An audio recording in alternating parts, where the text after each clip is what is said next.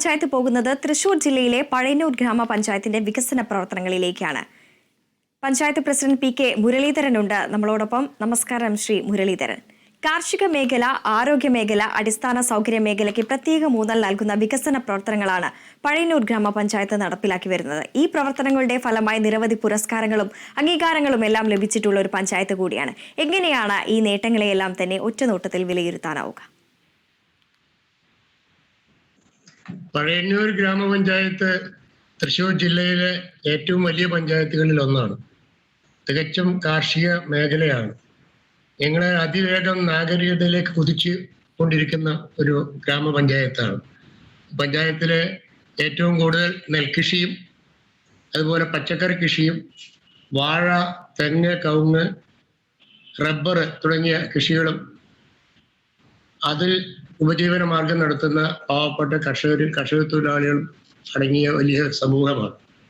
അപ്പൊ അവരുടെ ഉന്നമനത്തിന് വേണ്ടിയാണ് ഈ ഭരണസമിതി അധികാരത്തിൽ കയറിയതിനു ശേഷം ഏറ്റവും കൂടുതൽ ഫണ്ട് ഉപയോഗിച്ച് പ്രവർത്തനങ്ങൾ നടത്തിയിട്ടുള്ളത്. ഏറ്റവും ആധുനിക രീതിയിലുള്ള വിത്തുകൾ സബ്സിഡിയായി നൽകി, അവർക്ക് ആവശ്യമായ വളവും അതുപോലെ മറ്റ് അനുബന്ധ സൗകര്യങ്ങളും നൽകി, അവർക്ക് ആവശ്യമായിട്ടുള്ള ജലസേചന പദ്ധതികൾ ഒരുക്കി. ജലസേചന പദ്ധതികൾ ഇല്ലാത്ത പ്രദേശങ്ങളിൽ നമ്മൾ ബോർവെല്ലുകൾ അടിച്ച് അവിടെ ജലസേചനം നടത്തുന്നതിനുള്ള സൗകര്യങ്ങൾ ചെയ്തു. പച്ചക്കറി കൃഷിയിൽ നമ്മുടെ സംസ്ഥാനത്ത് തന്നെ ഏറ്റവും കൂടുതൽ പച്ചക്കറി ഉൽപ്പാദിപ്പിക്കുന്ന മേഖലയാണ് പഴയന്നൂര് ഗ്രാമപഞ്ചായത്ത്. അതുകൊണ്ട് തന്നെ ഒട്ടനവധി കുടുംബങ്ങൾക്ക് സഹായകരമായ രീതിയിൽ പച്ചക്കറി ക്ലസ്റ്ററുകൾ ഉണ്ടാക്കി അവർക്ക് പന്തൽ കെട്ടുന്നതിനും ഉഴവ് നടത്തുന്നതിനും അതുപോലെ വിത്തുകൾ സൗജന്യമായി നൽകിയും അവരെ പ്രോത്സാഹിപ്പിച്ചുകൊണ്ടിരിക്കുകയാണ്. അതിലൊരു വലിയ നേട്ടം തന്നെ ആ രംഗത്തുണ്ട്. ഇപ്പൊ ഞങ്ങളെ സംബന്ധിച്ചിടത്തോളം കാർഷിക മേഖലയിൽ വലിയൊരു പ്രതിസന്ധി നിലനിൽക്കുകയാണ്. പന്നികളുടെയും മലയണ്ണാന്റെയും മയിലിന്റെയും ഒക്കെ ശല്യം കൊണ്ട് പലപ്പോഴും ഉൽപാദനങ്ങൾ നമ്മൾ കിട്ടുന്ന സമയത്ത് അത് ദുരുപയോഗം ചെയ്യുന്ന ഈ വന്യമൃഗങ്ങളുടെ ശല്യം കൊണ്ട് കർഷകർക്ക് നഷ്ടങ്ങൾ വരികയാണ്. ആ നഷ്ടങ്ങൾ നികത്തുന്നതിന് മറ്റു തരത്തിൽ അവരെ സഹായിക്കുന്നതിന് വേണ്ടിയുള്ള പദ്ധതികൾ ഞങ്ങൾ ആസൂത്രണം ചെയ്യുകയാണ്. കാർഷിക മേഖലയിലെ ഒരു മുരടിപ്പ് പഞ്ചായത്തിന്റെ സഹകരണത്തോടുകൂടി ഒരു പരിധിവരെ മാറ്റാനായിട്ട് കഴിഞ്ഞു.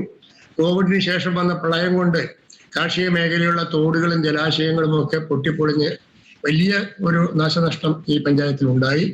എങ്കിലും അതൊക്കെ അതിജീവിക്കാവുന്ന രീതിയിലാണ് ഞങ്ങൾക്ക് കർഷകരുടെ കൂട്ടായ സഹായം കൊണ്ടും ഗ്രൂപ്പ് ഫാമിങ്ങിന്റെ അവിടുത്തെ കർഷകരുടെ പ്രവർത്തനം കൊണ്ടുമൊക്കെ നമുക്ക് അത് നല്ല നേട്ടമായിട്ട് മാറ്റാനായിട്ട് അവരെ സഹായിക്കാനായിട്ട് കഴിഞ്ഞിട്ടുണ്ട്.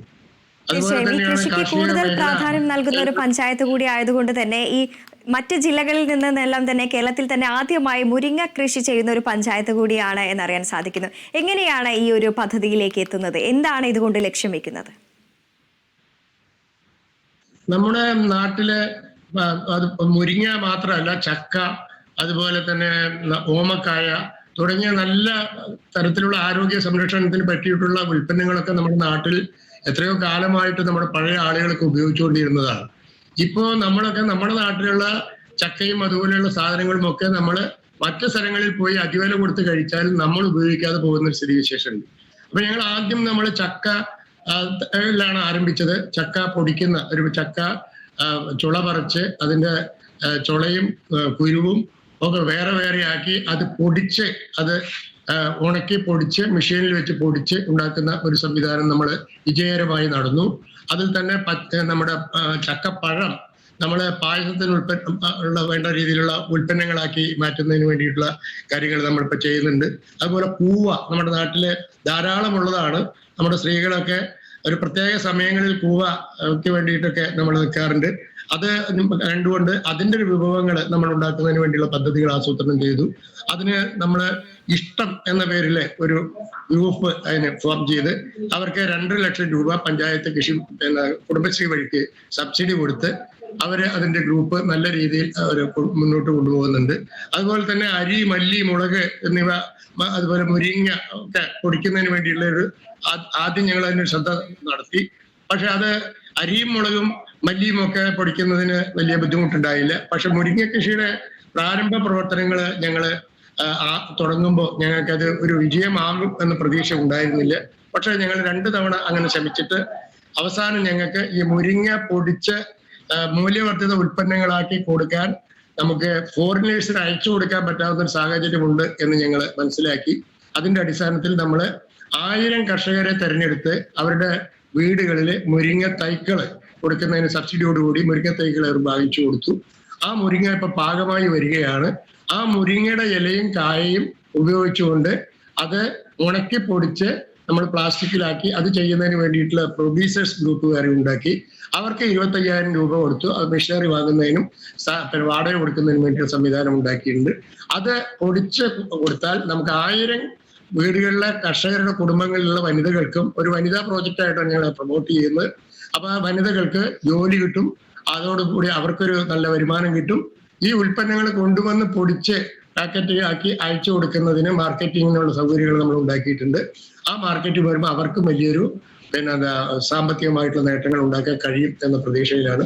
വലിയ വിജയകരമായ ഒരു പ്രൊജക്ടിനെ ഞങ്ങൾ തൃശ്ശൂർ ജില്ലയിൽ ആദ്യമായിട്ട് നമ്മൾ തുടങ്ങിയാണ്. കേരളത്തിൽ വേറെ എവിടെ ഉണ്ടോ എന്ന് ഞങ്ങൾക്ക് അറിയില്ല. എന്തായാലും അതൊരു വലിയ പദ്ധതിയായിട്ട് ഞങ്ങൾ ഏറ്റെടുത്തിരിക്കുകയാണ്. ആ തരത്തിൽ അതോടൊപ്പം തന്നെ എടുത്തു പറയേണ്ടത് ഊർജ്ജ സംരക്ഷണ രംഗത്ത് വലിയൊരു പദ്ധതി ആവിഷ്കരിച്ച പഞ്ചായത്താണല്ലോ. എങ്ങനെയാണ് ഇതിലേക്ക് എത്തുന്നത്? ഇതിന്റെ പ്രവർത്തനങ്ങളെ എങ്ങനെയാണ് ഏകോപിപ്പിക്കുന്നത്? ഞാൻ നേരത്തെ പറഞ്ഞതുപോലെ വലിയ ഒരു പഞ്ചായത്താണ്, 22 വാർഡുള്ള ഒരു പഞ്ചായത്താണ്. പഞ്ചായത്തിന് നല്ല ഒരു ആസ്ഥാന മന്ദിരമുണ്ട്. പഞ്ചായത്തിന്റെ അകത്ത് തന്നെയാണ് കൃഷിഭവനും അതുപോലെ LSCD ഓഫീസും VU ഓഫീസും കുടുംബശ്രീ ഓഫീസും അത് ഉൾപ്പെടെ നമ്മുടെ CDS നമ്മുടെ അംഗൻവാടിയുടെ സൂപ്പർവൈസറുടെ ഓഫീസ്, അതോട് ചേർന്നുള്ള ഒരു കല്യാണ മണ്ഡപം, ഇത്രയും വലിയ ഒരു സമുച്ചയത്തിലാണ് പഞ്ചായത്ത് ഓഫീസ് ചെയ്യുന്നത്. അത് ഇടയ്ക്കിടയ്ക്ക് കറണ്ട് പോയതുകൊണ്ട് നമ്മുടെ എല്ലാ ഓഫീസുകളിലെയും പ്രവർത്തനങ്ങള് പല ഘട്ടങ്ങളിലായി ബുദ്ധിമുട്ട് വരുന്ന ഒരു സാഹചര്യം കണ്ടപ്പോഴാണ് ഞങ്ങൾ സോളാർ പദ്ധതിയുമായിട്ട് ബന്ധപ്പെട്ട് ഒരു പദ്ധതി ആരംഭിക്കുന്നതിന് വേണ്ടി ശ്രമിച്ചത്. ആ സോളാർ പദ്ധതി ഞങ്ങൾ തുടക്കത്തിൽ ഒരു 7 ചെറിയ രീതിയിലുള്ള ഒരു പദ്ധതിക്കാണ് നമ്മൾ തുടക്കമിട്ടത്. പക്ഷെ പിന്നീട് അത് ഓരോ തവണയായി നമ്മൾ നീട്ടി ഇപ്പൊ അവസാനം അത് ഉദ്ഘാടന കാലം എത്തിയപ്പോൾ 72 kV ഓഫ് ഗ്രിഡും ഓൺ ഗ്രിഡും ഹൈബ്രിഡും സോളാർ പ്ലാന്റ് ആക്കിയിട്ട് അതിന് മാറ്റി. എന്ന് പറഞ്ഞാൽ പഞ്ചായത്തിലെ എല്ലാ വിട്ടുകിട്ടിയ സ്ഥാപനങ്ങൾക്കും കല്യാണ മണ്ഡപത്തിന് ആവശ്യമായ കറണ്ടും പഞ്ചായത്ത് ഓഫീസിലെ സെക്രട്ടറിയും പ്രസിഡന്റിനും ക്യാബിനും പഞ്ചായത്ത് ഓഫീസും അടക്കമുള്ള സ്ഥലങ്ങളിൽ ശീതീകരിക്കാനുള്ള സൗകര്യങ്ങളോട് കൂടിയിട്ടുള്ള വലിയ സൗകര്യത്തിലുള്ള ഒരു പരിപാടിയാണ് നടത്തിയത്. അപ്പൊ എന്ത് കാലവർഷം ഉണ്ടായാലും എങ്ങനെ കറണ്ടില്ലാത്ത സംഗതി വന്നാലും പഞ്ചായത്ത് ഓഫീസിലും അനുബന്ധ സ്ഥാപനങ്ങളിലും പ്രവർത്തനത്തിന് യാതൊരു തടസ്സവും നമുക്കുണ്ടാവില്ല. നമുക്കറിയാം ഇപ്പൊ എല്ലാം സോഫ്റ്റ്വെയറിൽ ചെയ്യുന്നത്. അപ്പൊ കമ്പ്യൂട്ടറൈസ് ആയതുകൊണ്ട് എല്ലാ സമയത്തും കറണ്ട് വേണം. അപ്പൊ കറണ്ട് ഇല്ലാതെ നമ്മുടെ പ്രവർത്തനം മുടങ്ങാൻ പാടില്ല എന്ന നിശ്ചയദാർഢ്യത്തിന്റെ അടിസ്ഥാനത്തിൽ ഞങ്ങൾ തുടക്കം കുറിച്ചതാണ്. പക്ഷെ അത് വലിയ ഒരു വിജയമായി. മാത്രമല്ല ബാക്കി വരുന്ന കറണ്ട് KSEB ആയിട്ട് ടൈപ്പ് ചെയ്ത് അവർക്ക് വിൽക്കുന്നതിന് വേണ്ടിയ സൗകര്യം ചെയ്തതോടുകൂടി പഞ്ചായത്ത് ഓഫീസിൽ ഇലക്ട്രിസിറ്റിക്ക് വേണ്ടി പ്രത്യേകമായ പണം ചെലവഴിക്കേണ്ടി വരാത്ത ഒരു സാഹചര്യത്തിലേക്ക് ഞങ്ങൾക്ക് ഒരു പരിഹാരം ഉണ്ടാക്കാനായിട്ട് കഴിഞ്ഞിട്ടുണ്ട്. പല പഞ്ചായത്തുകളും അത് എങ്ങനെയാണ് അതിന്റെ ആസൂത്രണത്തെ സംബന്ധിച്ച് പഞ്ചായത്ത് ഓഫീസിൽ വന്ന് ഇപ്പൊ പഠിച്ചുകൊണ്ടിരിക്കുകയാണ്. അതൊരു വലിയ നേട്ടമായിട്ടാണ് ഞങ്ങൾ ആ രംഗത്ത് കാണുന്നത്. അതോടൊപ്പം തന്നെ ഞങ്ങൾ നൂതനമായി ഈ ഇത്രയും അധികം വോൾട്ടേജ് നമുക്കിവിടെ സൃഷ്ടിക്കാൻ കഴിഞ്ഞപ്പോൾ പഞ്ചായത്തിലെ കോമൺ ആയിട്ടുള്ള മറ്റ് പരിപാടികൾ ട്രെയിനിങ് കാര്യങ്ങളും ഒക്കെ വരുമ്പോൾ ഇവിടെ അത് നടത്തുന്നതിന് വേണ്ടിയുള്ള സൗകര്യങ്ങൾ ഉണ്ടായിരുന്നില്ല. അപ്പോൾ ഞങ്ങൾ മീറ്റിംഗ് ഹാള് വലിയ രീതിയിലുള്ള ഒരു പക്ഷേ കേരളത്തിൽ ആദ്യമായിട്ട് തന്നെ ആയിരിക്കും അത് ഡോൾബി അറ്റ്മോസ് ശബ്ദ സാങ്കേതിക വിദ്യ, ആർട്ടിഫിഷ്യൽ ഇന്റലിജൻസ് സാങ്കേതിക വിദ്യയോട് കൂടിയിട്ടുള്ള വീഡിയോ കോൺഫറൻസിംഗ് സൗകര്യവും അൾട്രാ ഷോർട്ട് 4K പ്രൊജക്ടർ മികവാർന്ന ദൃശ്യാനുഭവങ്ങൾ സമ്മാനിക്കുന്ന തരത്തിലുള്ള ഒരു വലിയ കോൺഫറൻസ് ഹാളിന്റെ ഉദ്ഘാടനം കഴിഞ്ഞ ദിവസം ഇവിടെ നടന്നു. അതും ഞങ്ങളെ സംബന്ധിച്ചിടത്തോളം പുതിയ തലമുറയ്ക്ക് ഇപ്പോഴുള്ള പഞ്ചായത്ത് ഭരണ സംവിധാനങ്ങൾക്ക് വരുന്ന തലമുറയ്ക്കും കൂടി ഉപയോഗിക്കപ്പെടാവുന്ന രീതിയിലുള്ള ന്യൂജൻ മോഡലുള്ള ഒരു ഡോൾഫി അറ്റ്മോസ് ശബ്ദ സാങ്കേതിക വിദ്യയാണ് നമ്മളോട് ഉപയോഗിച്ചിരിക്കുന്നത്. അതും വലിയൊരു നേട്ടം. വരുന്ന തലമുറയ്ക്ക് ഒരു 10-25 കൊല്ലക്കാലത്തേക്ക് വരുന്ന തലമുറക്ക് ഉപയോഗിക്കാവുന്ന പഞ്ചായത്തിലെ ഉദ്യോഗസ്ഥന്മാർക്ക് വിവിധ ഘടക സ്ഥാപനങ്ങളിലെ ആളുകൾക്ക് ഒക്കെ ട്രെയിനിങ് ഒക്കെ ഉപയോഗിക്കാൻ പറ്റാവുന്ന രീതിയിലുള്ള ഒരു മീറ്റിംഗ് ഹാള് ഞങ്ങൾ ഇപ്പോൾ ഉണ്ടാക്കിയിട്ടുണ്ട്. അതുപോലെ ഇനി ഭാവിയിലേക്ക് എന്തൊക്കെ പദ്ധതികളാണ് ആസൂത്രണം ചെയ്തിരിക്കുന്നത്? നിരവധിയായിട്ടുള്ള പദ്ധതികളെല്ലാം തന്നെ നടപ്പിലാക്കി വരുന്നു. അത് മാതൃകാപരമായിട്ടുള്ള പ്രവർത്തനങ്ങളാണ്. ഇനി എന്തൊക്കെ പ്രവർത്തനങ്ങളാണ് ഭാവിയിലേക്ക് കരുതിയിരിക്കുന്നത്? ഇപ്പോൾ തന്നെ ഞങ്ങൾ ചെയ്തുകൊണ്ടിരിക്കുന്ന ഒരു പ്രവർത്തനം കൂടി എടുത്തു പറയേണ്ടതായിട്ടുണ്ട്. ഹർ ഹർ ജൽ, അതായത് എല്ലാ വീടുകളിലും വെള്ളം കൊടുക്കുന്ന പദ്ധതി. ഇപ്പോ നമ്മുടെ കേരള സംസ്ഥാനത്തെ സംബന്ധിച്ചിടത്തോളം നമുക്ക് വരാൻ പോകുന്ന മാസങ്ങളൊക്കെ കുടിവെള്ളത്തിന് ഭയങ്കര ക്ഷാമം. ഈ വർഷം നമുക്ക് ദൈവം സഹായിച്ച് നേരത്തെ മഴയൊക്കെ കിട്ടിയതുകൊണ്ട് അത്ര വലിയ ബുദ്ധിമുട്ടുണ്ടാവില്ല. പക്ഷെ എല്ലാ വർഷവും ഞങ്ങളുടെ തൊട്ടടുത്തുള്ള പഞ്ചായത്തുകളിൽ വരെ അവിടെയുള്ള പുഴയിലും ജലാശയങ്ങളിലും കന്നുകാലികൾക്ക് വരെ വെള്ളം കിട്ടാതെ ചത്തു കിടക്കുന്ന ഫോട്ടോകളൊക്കെ പത്രത്തിൽ വരാറുണ്ട്. പഞ്ചായത്ത് മെമ്പർമാരുടെയും പ്രസിഡന്റ് വീട്ടിലേക്കൊക്കെ സ്ത്രീകൾ കുടമായി പോകുന്ന കാഴ്ചകൾ നമ്മൾ കാണാറുണ്ട്.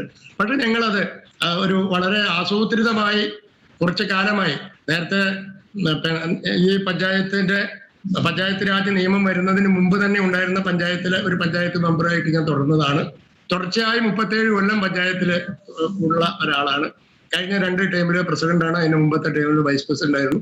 അപ്പൊ അന്ന് മുതൽ തന്നെ ആസൂത്രിതമായുള്ള പ്രവർത്തനം കുടിവെള്ളത്തിന്റെ കാര്യത്തിൽ ഞങ്ങൾ ശ്രദ്ധിച്ചു.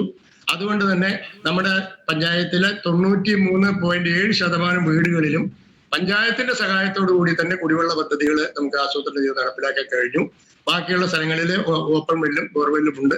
അവിടെ കുടിവെള്ളം ഞങ്ങളെ സംബന്ധിച്ചിടത്തോളം അതിന് ശാശ്വത പരിഹാരം ഞങ്ങൾ ആക്കി കഴിഞ്ഞു. അതുകൊണ്ട് തന്നെ ജൽജീവൻ മിഷൻ, കേന്ദ്ര ഗവൺമെന്റ് തന്ന ജൽജീവൻ മിഷൻ പദ്ധതി ഏറ്റെടുക്കാത്ത പഞ്ചായത്താണ് ഞങ്ങൾ. അപ്പൊ അന്ന് അത് ഏറ്റെടുക്കാത്തത് കൊണ്ട് സർക്കാർ പറഞ്ഞ്, ഞാൻ നേരത്തെ പറഞ്ഞ പോലെ ഹർ ഹർ ജൽ എന്ന പ്രഖ്യാപനം നടത്തണമെന്ന് പറഞ്ഞു. ആ പ്രഖ്യാപനം നടത്തിയിട്ടുള്ള ഏക പഞ്ചായത്ത് കൂടിയാണ് നമ്മുടെ. അപ്പൊ കുടിവെള്ളത്തിന്റെ പ്രശ്നം ശാശ്വതമായി പരിഹരിക്കാൻ കഴിഞ്ഞിട്ടുള്ള ഒരു പഞ്ചായത്ത് കൂടിയാണ്. തീർച്ചയായും നിരവധിയായിട്ടുള്ള പ്രവർത്തനങ്ങളാണ് പഞ്ചായത്തിന്റെ ഭാഗത്തു നിന്നും ഉണ്ടാകുന്നത്. തൃശൂർ ജില്ലയിലെ പഴയന്നൂർ ഗ്രാമപഞ്ചായത്തിന്റെ വികസന പ്രവർത്തനങ്ങളാണ് പ്രസിഡന്റ് നമ്മളോടൊപ്പം പങ്കുവച്ചത്. ഭാവി വികസന പ്രവർത്തനങ്ങളെല്ലാം തന്നെ യാഥാർത്ഥ്യമാകട്ടെ എന്ന് ആശംസിക്കുകയാണ്. നന്ദി ശ്രീ PK മുരളീധരൻ.